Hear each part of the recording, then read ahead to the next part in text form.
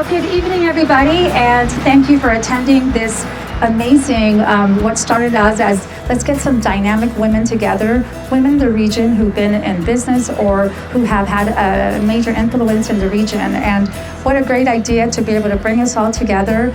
Just to let you guys know, I have been encouraged and motivated by all of you women who have had some influence in this campaign, not only in the decision making, but also in the campaign part, and even up to where we are today. So I just want to first say thank you so much for being here tonight. In the morning when I woke up and it was raining, I thought, oh goodness. And then I saw it was clear skies, and look at how beautiful it actually turned out to be. So this is great. I do want to give a couple of shouts out as we start this evening.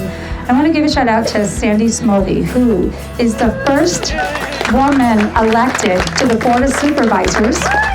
Sandy, thank you for being here. Sandy has been a tremendous encouragement to me since I met her, and so I am really grateful for the insight and the wisdom that you have given me and the encouragement. It is definitely something that I take when I look at women who are interested in politics. I always give them all the information that I can and let them know that it really is an awesome experience if you love policymaking. So thank you for all that you have done. I also want to give a shout out to Anne-Marie Schubert, who is our former DA. Yes. Thank you, Anne-Marie. I actually am very encouraged in watching you run for office and the position that you held, and now how you are driving this Prop 47 and the changes that we desperately need to really fix the problems that are impacting us today. And so thank you for all your hard work. And I know on behalf of all of us, it is a lot of hard work. And so thank you for that. It will definitely have an impact in the long run. I also want to give a recognition to Roberta McGlashan, who was the first woman elected to District 4. A seat that I highly, highly desire to have. Sue Frost couldn't be here tonight, but Sue has been, when Sue came to me initially and said, hey, Rosario, this is the situation, I'm not going to run again. And she asked me, are you ready? And I said, Sue, I'm always ready. Because I feel that you always have to be ready for whatever comes your way. And what a tremendous opportunity to do something that I really love. I love policymaking. I did not think that I would love it as much as I do. And to be able to have the opportunity to have an impact on the things that are really meaningful to every single one of us. And I'll go into the details later today. But to me, it is very exciting to be on the policymaking side, to be able to make decisions and to be a part of positive changes for the region. I continue to tell everybody, Sacramento as a region is so beautiful. We have so many opportunities to really drive businesses to our area that bring in those really high-paying jobs, that really change the dynamics of the culture. Even like this downtown, I grew up in a big city.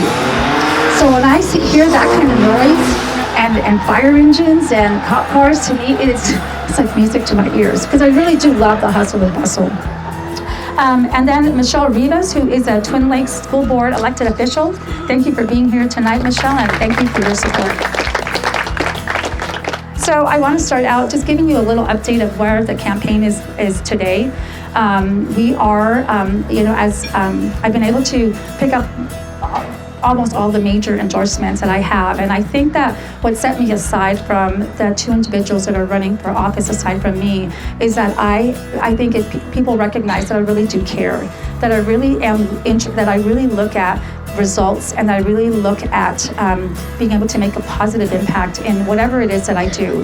And so I am really, I'm pleased to have had the support of the Sac Metro Chamber, 522, Probation, the Sheriff's Department, the Realtors Association, Sacramento Association of Realtors, and several other businesses, Region Business. And so one thing that I can guarantee is that I will work really hard at the issues that are before District 4. But the issues that are in District 4 are actually also issues that impact the entire county of Sacramento. the number one issue that something has to be done is with with homelessness. So 178 million goes into this, into homelessness, and that is a lot of money. That is a lot of money when the problem continues to get worse. And we've all heard this. The problem continues to get worse. Well, I'm really going to delve down into results. When I take office, one of the things that I'm going to ask for is what are the results and what are the outcomes of any entity that is receiving money that has to do with homelessness.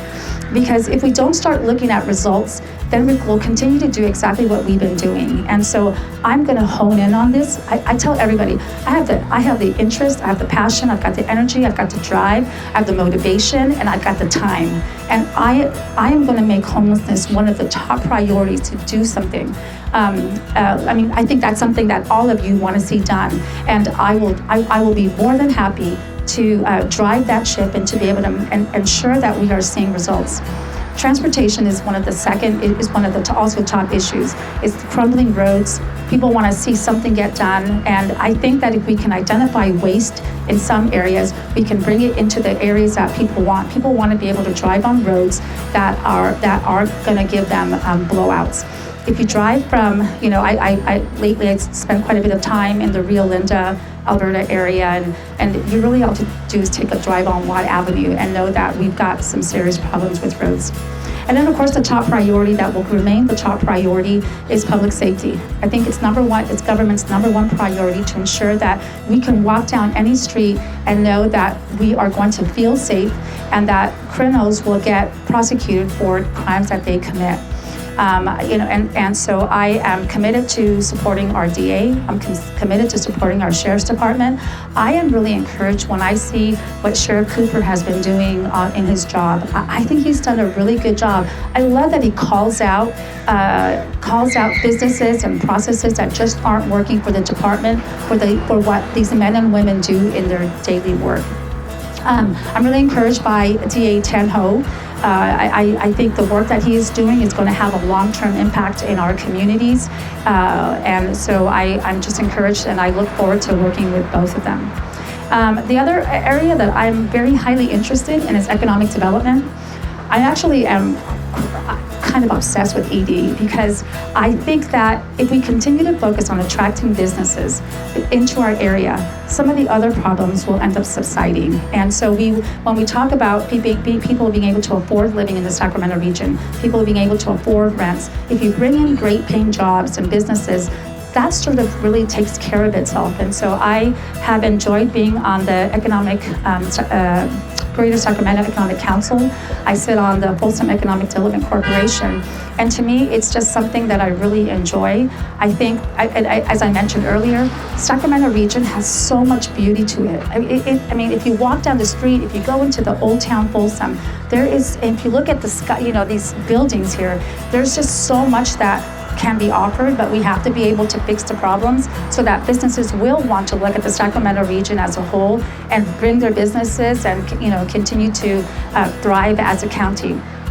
As far as the campaign goes, it is tough. It's really tough raising money these days. And for many of you know, SB 1439 has made it very difficult. I did have my first refund to a donor because there was a Socopolis project coming before the Folsom City Council. And so I chose to refund the money so that I could do my job as an elected official. And so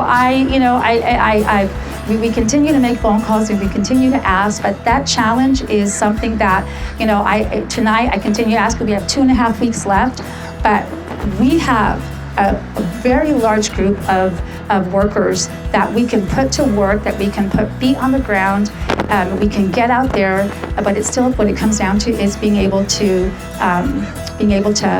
pay it, fund it, and get elected. My goal from the very beginning was that I wanted to take this on March 5th. When I looked at my the two other candidates running for this position, they're habitual runners. Historically, they don't work for the job, and so I just knew that it's very possible. And so I think the team has done everything we can to get this 50% plus one on March 5th. I'm at the point now where I'm praying to God, just please throw me a bone and make it happen. Because what it'll do is, there's a couple of things that I could do. A, I can go support other candidates that are pro-business, pro-public safety, and pro-economic development, that we will continue to have the same vision of what we could have here in the region. And then second, I could start get to work. I could start pulling all of the data that I need and all of the information, so that the day that I get sworn in, I can already have hit the ground running. I will already be very well aware of the things that I want to push for, and I can start that. But it's going to take that March 5th. So I am grateful for all the support that you guys have given me. I'm also open to any questions anybody may have tonight. It's not that cold out here, so that's good. Oh, okay, Leilani. Okay, so Leilani, so when Tab said, okay, we have a scheduler for you, I realized that, okay, I need to get better at being able to give somebody my calendar. And so Leilani she was hired to the team about 3 weeks ago, and she has done a great job ensuring that things get on my calendar and that I know where I'm going, and she's detailed and great. James Duran here is just awesome at scheduling things and making things happen, and he organizes and manages the volunteers and some of our workers, and he's done just a really tremendous job. And I gotta say, I would not be where I am today if I didn't have Tab Berg really behind me, pushing me, providing me the information that I need, even on topics and issues, and being able to go somewhere and say, "Hey, Tab, I'm not very clear on what this topic is," and it's great to have somebody who has the history, who has knowledge, and the SACB. I got their endorsement. I was really happy about that because I really wanted it. I wanted it because, I had heard many things about SACB, and I didn't think that I was a candidate that they would support. But they supported me. They gave me the endorsement, and then they wrote up a really great article about she was well prepared and she was knowledgeable about the district. And if there's anything that I wanted in this, is to be able to understand the issues that are happening in Rio Linda versus the issues that are happening in Citrus Heights versus the issues that are happening in Folsom, which I already am very well aware of, and then the issues like in Rancho Murrieta. And so, Tab, I'm really grateful for your advice, your expertise, and your partnership, and we're going to be friends forever. So are there any, I also want to give a shout out to Erica, because Erica is one that she's really good at calling me about, hey, there's this event happening, or there's this something is going on, and have you met this person? Have you connected with this person? And so Erica, thank you. I am truly appreciative of that. There are people you meet along the way that that have your back and that have an interest in your success, and so I would put you on that level where I think it's genuinely, I know you got my back, girl. Does that mean I get the first question? Yes, first question. Rosario, I do not have an SB 1439 conflict. What is the max contribution I can make to your campaign? Individual, $1,500. Organization, $3,000. Husband and wife, $3,000. Yeah, so if you have it, or if you donated $250, you can actually write a check for the 1,250. We are now 20 days away, and 19 days. Just win. Go get him, I know, I'm working. Thank you. All right. No questions?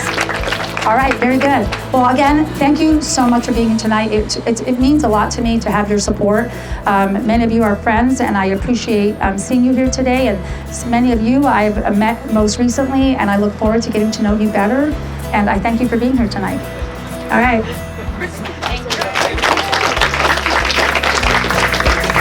All right.